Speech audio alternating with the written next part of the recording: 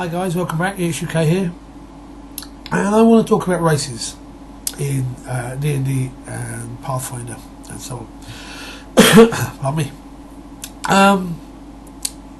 It's something that's kind of bugged me for a little while, to be honest. But let's just take a look at the default races. You have. I'm not going to count 4th edition actually, because they changed some of the races for reasons I've never quite understood. But your defaults are human, us, dwarves, elves, halflings, gnomes, half-elves, half-orcs. And pretty much they are all, with the exception of gnomes and I suppose half-orcs, they're all pretty much Tolkien-esque. And some people will obviously disagree with that, but there you go. Dwarves, usually Scottish. I have no idea where that particular trope comes from, but it fits them very, very well as opposed to anything else I've ever seen. Elves, I think, are very, very much... well, let's say elves and halflings are both very, very much Tolkien-esque. Gnomes are an odd one, because unless you're looking at something like the Tink Gnomes of Krynn, gnomes never really seem to reach a niche of their own. They're not dwarves and they're not halflings. They just seem to be an odd sort of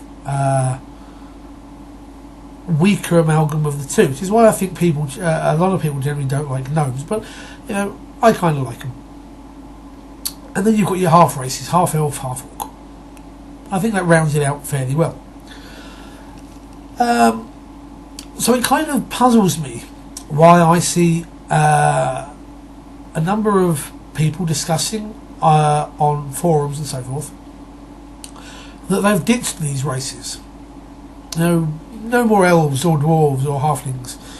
In fact, I've seen some people, pardon me, who even go so far as to say that they've made their human the only race in the world. It's humans and monsters. And I've never quite understood this. I suppose it's because in my mindset... Oops, that's the phone, I apologise.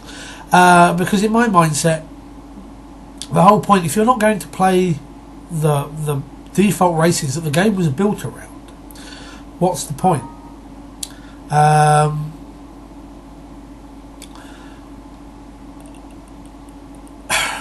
It's kind of a difficult one to answer, I suppose. But those races are there for a reason. They work. We've seen them in various movies and novels. I mean, again, I'm going to keep coming back to Lord of the Rings, because to me, one of the things that used to bug me, where back the late Gary Gygax used to post again on a lot of responses on the In World forums. I don't know if he posted anywhere else, but I always used to see his on there.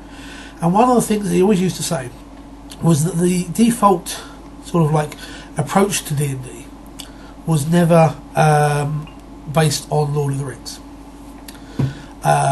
It was all these other books that they listed in the back of the 1st edition, 2nd edition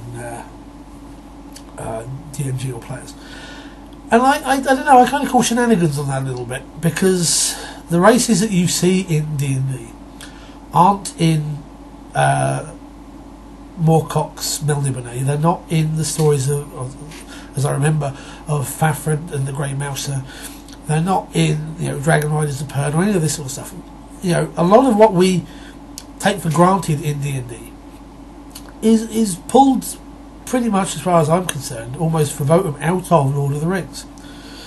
I mean, and I think it's because those races, the way that Tolkien wrote them, works so very well. They join together really, really well, and so it makes for a good series of options for a role-playing game.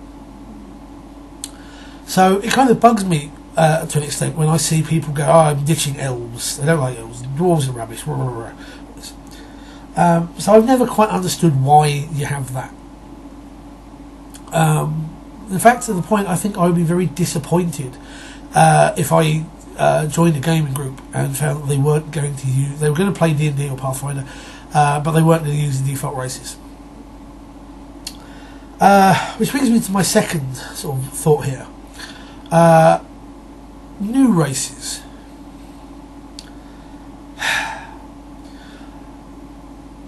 I'm going to use Pathfinder as an example here because it's something that's in my mind at the moment as I plan out my next campaign. Long ways off, but in the 3 Pathfinder bestiaries, they have given you a host of new races. You've got your Tiefling and your Aasimar. You've got Fetchlings, Dampiers, Catfolk, Ratfolk, Korax. You've got half races for the 5 Genie races. And it's like, really? Gripply as well, I think, is another one. And then you've got an entire book, the Advanced Races Guide, and it's like, really? Why is there this need to pour more and more races into a game? Now, that's not to say you have to use them, admittedly, but as we know, players like to have their options. They like to play something different. They like, and even I, for one, in our Rise of the Rune Lord campaign, I am playing a Catfolk, although somewhat different from the one presented in the bestiary. I'm playing more of the big muscular lion sort of, rather than the weird furry as presented in the artwork of the book. But yeah, it kind of bugs me because there's no need for all these extra races, and in fact I find that if you start adding extra races, you dilute the game world, which all seems a bit odd to me. But and thirdly, monster races. I really can't stand it when people start adding races which are traditionally monsters to the list of playable races. And this kind of came to a head a couple of months or so ago. Because as some of you who watch my videos know, I am a bit of a fan of looking through other campaign settings, especially ones that people at home have made, not the published, polished ones, but pretty much people's homebrew campaigns, because they're always a source of inspiration. And just like, picking up various published campaign settings, there are places you can get ideas from and add to your campaign and create new ones, and And I was, as I'm getting a little bit, I don't know whether to say frustrated or bored of Golarion, I've pondered making my own setting, and I kind of mentioned this, and someone suggested the Midgard campaign setting that's being published. I might be wrong, but I think it's done by the same people who did Kobold Quarterly. I'm sure someone can correct me on that. And I looked through it, and I had a look. They got a video for it on YouTube, and I was like, "Oh, this could be quite interesting." And I was quite, I might pick this up. I might buy the PDF or whatever. Until I got to a certain point in the description of how they were describing the setting, and they said, including new races, Minotaur and Kobold. At which point, all interest I had in that possible setting just went and out the window. Because I'm going to be a little bit hypocritical here, because I used to run Dragonlance, and that has Minotaurs as races. But that was kind of in my past. The idea of monster races, and making them so integral to your setting that they are player races, just bugs me.